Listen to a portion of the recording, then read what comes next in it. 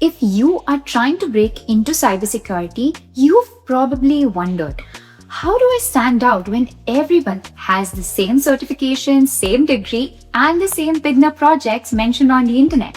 For me, one of the biggest differentiators was getting hands-on experience with Capture the Flag competitions, or CTFs.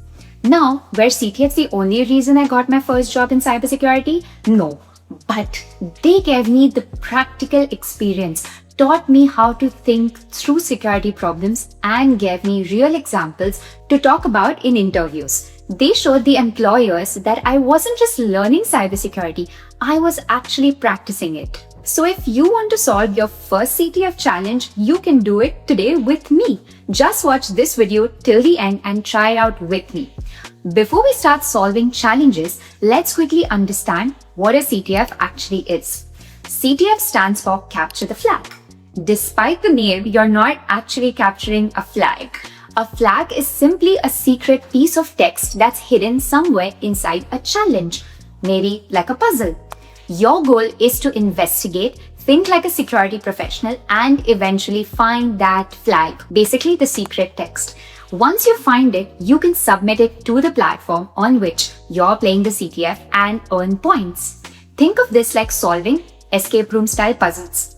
But every puzzle teaches you a real cybersecurity concept.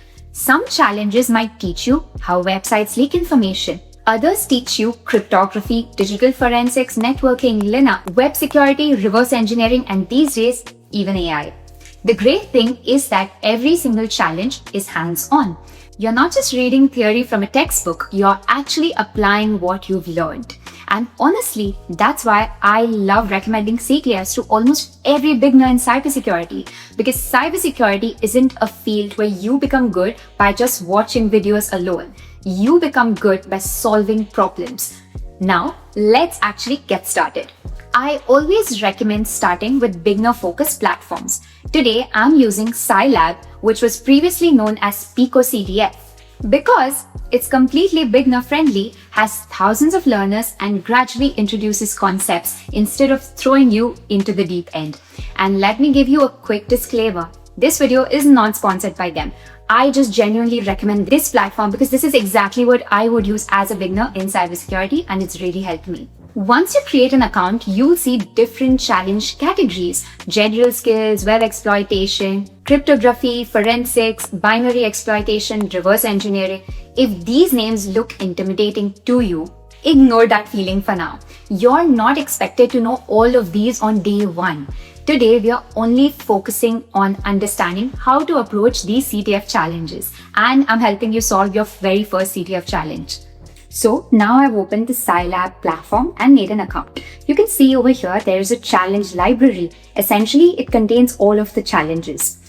When you go here, you'll see those different categories I was talking about. Let's choose forensics, and difficulty levels, I'm going to choose easy because it's the first one we're solving. When you come here, you can see the first one, binary digits. Let's try to solve that. So with this word, binary, I understand a lot, right? Look at the description. This file doesn't look like much, just bunch of ones and O's. You can download the file there and put the flag and submit it there. So let's download the file. Look at this, the file has been downloaded. Now, I will just show you my downloads. This is that exact file we just downloaded from the challenge. Now let's go to CyberChef. This is going to be your best tool for solving CTFs. When I put the file there and I choose the operation from binary, what is happening is my file is getting converted from binary, right? And over here, you can see like a magic tool that CyberChef gives us, which is rendering the image. When I do that and I actually zoom in, you can see something called as Pico CTF and a string of text. I'm going to actually take this and I'm going to just extract this text from that image. And now let's go to the platform and submit this. Correct flag. It says correct flag, right? So that means we have solved the challenge. Now you can see over here in the progress tracker that we have solved one challenge out of 113 easy ones. This is how you can track your progress. Now you might be thinking that, oh, how did you just solve it in a minute or two? That is because I have solved so many challenges before that now looking at the description of the challenge, I can guess what it is. The challenge was called binary digits. That gives you a big clue that this is something to do with binary. And when I download the file given by them and I put it on CyberChef, and I just use the operation from binary, it already extracts it, and then when I render it to an image, I get the text. After that, all I had to do was just take that image and extract the text from the image and submit it. It's fine if you feel overwhelmed and you think, oh, how would I have thought that this is binary? Or, oh, how would I know that I need to use this tool and I need to use from binary? Let me tell you, you will get that with practice. When I solved my first challenge, I had no idea how it's done. And I'm sure if I would have solved this challenge when I first started doing CTFs, I would have been so confused. And that's the point where I would have started reading. I would have tried to read about the write-ups on Google or check like how to solve binary CTF challenges. What is happening? Take your time to explore tools that help you to solve CTFs, such as CyberChef. I have linked that and all the stuff that I've shown you in the description. If you want to solve this exact same challenge, you will find the link of that in the description of this video and also of CyberChef.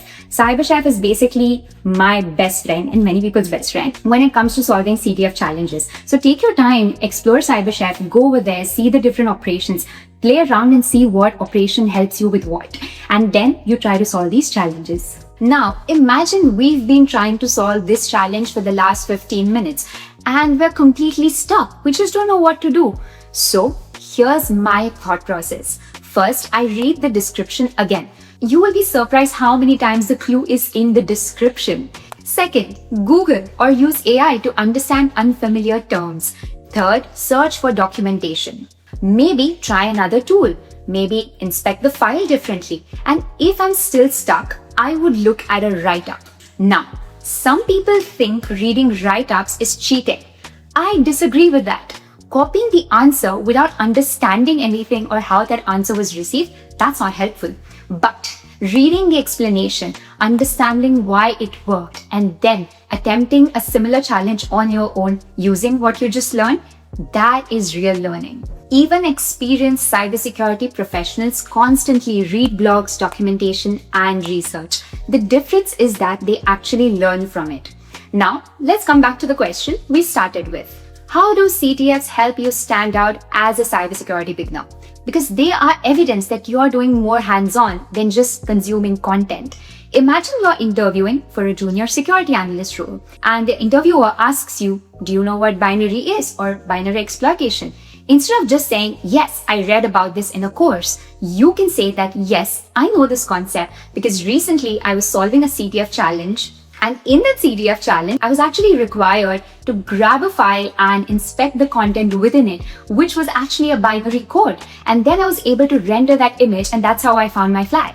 And because of this challenge, I learned a lot about binaries and how to extract data from binary dumps. Do you see the difference in both those answers? You're talking about things that you have actually done and you're giving real examples. This is what makes the interview conversations much more stronger and shows you as a genuine person who's interested in cybersecurity. And beyond interviews, CTFs help you become comfortable with something every cybersecurity professional experiences, not knowing the answer immediately. The more challenges you solve, the more comfortable you become investigating, researching, and experimenting. Those habits transfer far beyond just CTFs. So where should you start? If you're brand new, here's exactly what I would recommend you. Start with simple platforms like Pico CTF, which is now Scilab. Don't worry about your score. Don't compare yourself to the leaderboard and to people who have been playing for months and years. Even if it takes you 30 minutes or an hour. Consistency always beats speed.